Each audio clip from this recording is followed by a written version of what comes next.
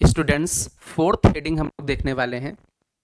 इसमें regular tetrahedron में angle between edge and face not containing that is of regular tetrahedron, इसके बीच का एंगल निकालना चाहते हैं। एक तो एज है, लेकिन कौन सी एज है? ऐसी एज जो उस फेस में ना हो। तो इसको सबसे पहले तो हम लोग ड्रॉ हैं।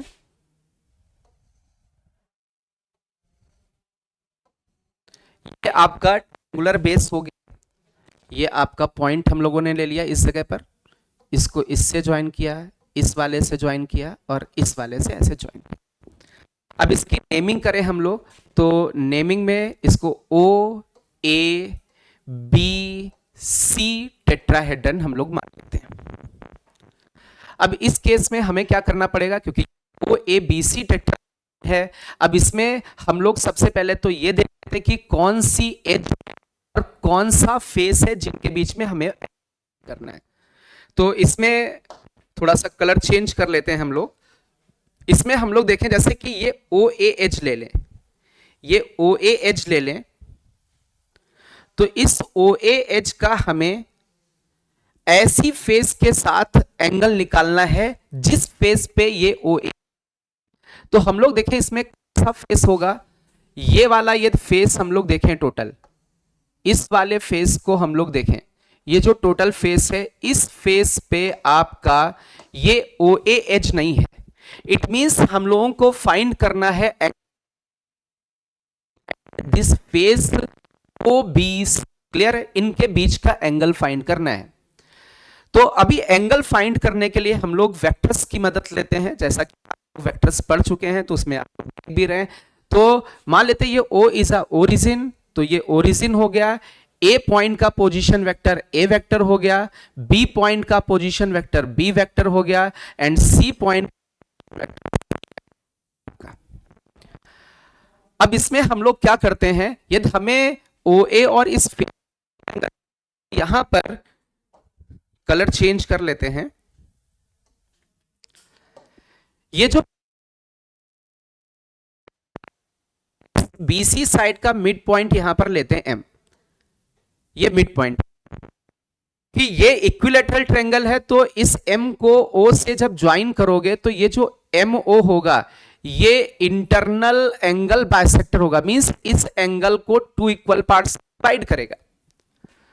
तो यहां पर एक्चुअल में हम लोग देखें, जो हम लोग एंगल निकालना चाहते हैं ए ओ एच के बीच का, वो एंगल आपका हो जाएगा एंगल बिटवीन, मतलब एंगल हमें निकालना पड़ेगा ओ ए के बीच में, O A vector and O A vector and O M vector के बीच में, ओ एम वेक्टर के बीच में। ऐसा क्यों मैं बोल रहा हूं, इसके पीछे क्या लॉजिक है? क्योंकि ये जो फेस है उसके ऊपर है और ये आपका ओ ए एज है। इट मींस जो ओ ए और इस फेस के बीच में एंगल है वही आपका ओ ए और इस ओ एम सेक्टर के बीच का भी एंगल होगा। इनके बीच निकालना, तो जब दो बीच में एंगल फाइंड करना होता है तो हमें फॉर्मूला पता है। फॉर्मूला क्या होता है एंगल फाइंड करने का? कॉस थीटा इक्वल टू, दोनों वेक्टर्स का हम लोग क्या करते हैं, डॉट प्रोडक्ट कर देते हैं और अपॉन में दोनों का मॉड ले लेते हैं। तो ओ ए का मॉड और ओ एम का मॉड, ओ एम का मॉड। अब बहुत ध्यान से बहुत अच्छे से समझने की कोशिश करना है। अब इसमें ओ A vector, O A vector तो आपका इसमें वेक्टर्स पहले तो निकाल लें, ओ ए वेक्टर का और ओ एम वेक्टर होगा। तो we know that is the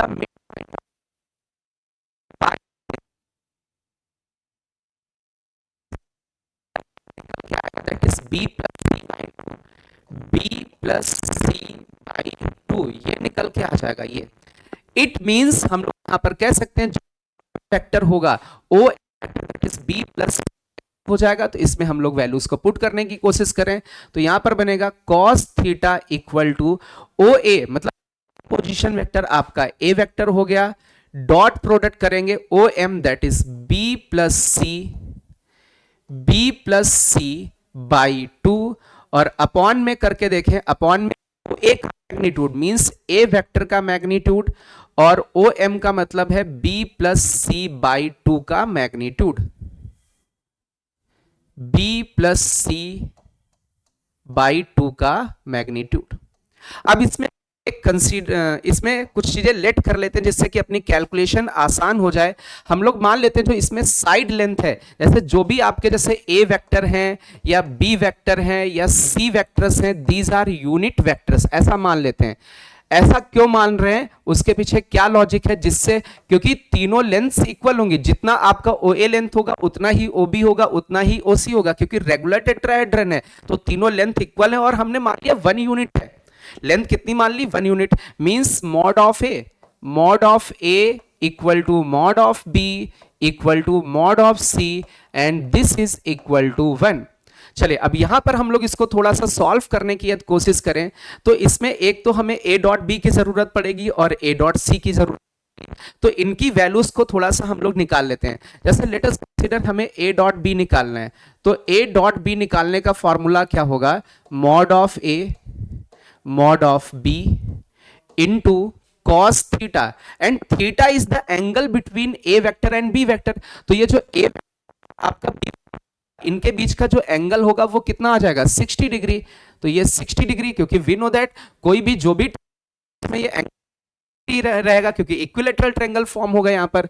तो यहां पर हम लोग इसको देखें, इस केस में a का मैग्नीट्यूड 1 हो गया, b का मैग्नीट्यूड 1 हो गया और cos 60 की वैल्यू 1/2 हो जाएगी। तो ये आपका 1/2 निकल के आया।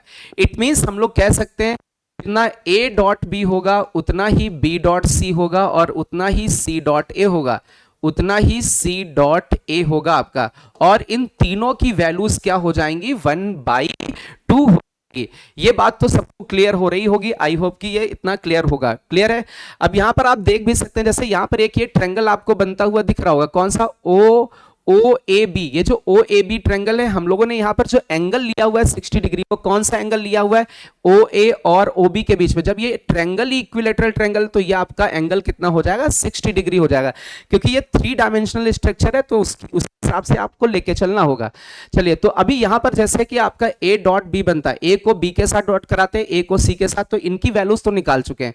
अच्छा यहां पर बी प्लस सी के मैग्नीट्यूड की भी जरूरत पड़ेगी, तो बी प्लस सी का यदि मैग्नीट्यूड देखें, इसको भी कैलकुलेट करके देखें, तो बी प्लस सी के मैग्नीट्यूड के स्क्वायर की वैल्यू निकाल सकते हैं। इसके स्क्वायर की वैल्यू कितनी होगी, mod of B square plus mod of C square plus का 2 टाइम्स बी डॉट सी। इसको थोड़ा सा सॉल्व करें, b का मैग्नीट्यूड 1 होगा, c का मैग्नीट्यूड 1 होगा, plus 2 times b dot C की वैल्यू आपकी 1/2 होगी, तो ये टोटल वैल्यू कितनी निकल के आएगी 3। इट मींस हम लोग कह सकते हैं b प्लस सी का जो मैग्नीट्यूड होगा, इसके मैग्नीट्यूड का स्क्वायर 3 होगा, मींस इसका जो b प्लस सी का मैग्नीट्यूड हो जाएगा दैट इज √3, क्योंकि यहां पर स्क्वायर लगा हुआ है। तो b प्लस सी का जो मैग्नीट्यूड होगा, b प्लस सी का मैग्नीट्यूड आपका √3 निकल के आ जाएगा। अब इसमें वैल्यूज हम लोग पुट करने की कोशिश करते हैं। आपका ये वाला 2 और ये 2 तो चल बसेगा आपस में, ओके। तो ऊपर आपका जो ये बन रहा है यहां पर cos थीटा इक्वल टू, ऊपर बन रहा है a डॉट बी, a को डॉट कराया b के साथ प्लस a को डॉट कराया c के साथ, और अपॉन में मॉड ऑफ a लिखा हुआ है, then mod of b plus c लिखा हुआ है। इसको थोड़ा सा सॉल्व करने की कोशिश करें तो cos theta equal to a dot b की वैल्यू आपकी 1/2 है, तो ये 1/2 और ये 1/2 मिलकर के ये 1 हो जाएगा, क्योंकि a डॉट b भी 1/2 है, भी 1/2 है, तो 1/2 प्लस 1/2 मिलकर के 1 हो गया। a का मैग्नीट्यूड 1 है, b प्लस c का मैग्नीट्यूड √3 है, तो यहां से जो आपके cos थीटा की वैल्यू निकल के आ रही है, cos थीटा इक्वल टू 1/√3 निकल के आ रही है। अच्छा यहां से हम लोग बोल सकते हैं theta equal to cos inverse 1/√3। It means जो आपका एंगल होगा एच और आपका जो ये फेस है इनवर्स 1/, इसमें बहुत ध्यान से देखें, ये ओ एच इस फेस पे कंटेनिंग नहीं है, फेस एज है, ओ बी है, ओ सी है और बी सी है, ओ ए वाला इसके साथ कंटेनिंग नहीं है। तो हम लोगों ने जो एंगल निकाला है उस एज एज का उस एंगल एज आपकी उस पेज पे कंटेनिंग नहीं है। क्लियर है?